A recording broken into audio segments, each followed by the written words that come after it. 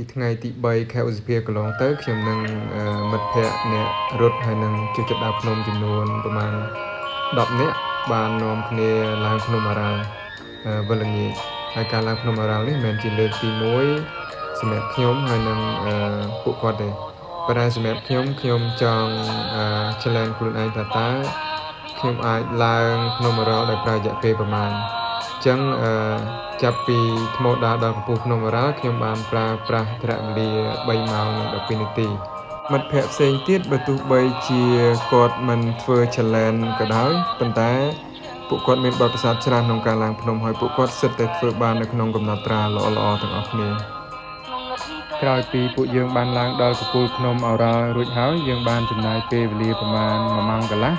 ដើម្បីសម្រាកនៅទីនោះហើយក្រោយពីយើងពិសាហាថ្ងៃត្រង់ជុំគ្នារួចពួកយើងក៏នាំគ្នារត់ហើយនឹងដើរចុះត្រឡប់មកវិញពេលត្រឡប់មកវិញភាគច្រើនពួកយើងរត់ដោយសារតែផ្លូវចុះចំណោត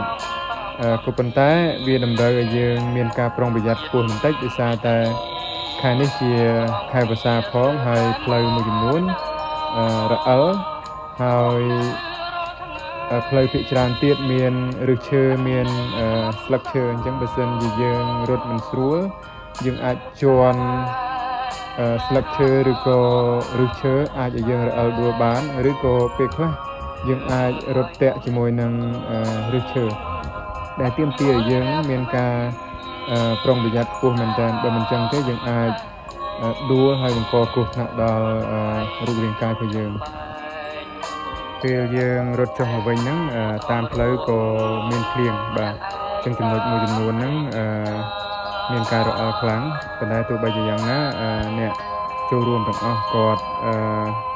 បានឡើងភ្នំហើយនឹងចុះមកវិញបានដោយសុវត្ថិភាពហើយមិនមានអ្នកណាម្នាក់ទទួលរងរបួសអីទេហើយ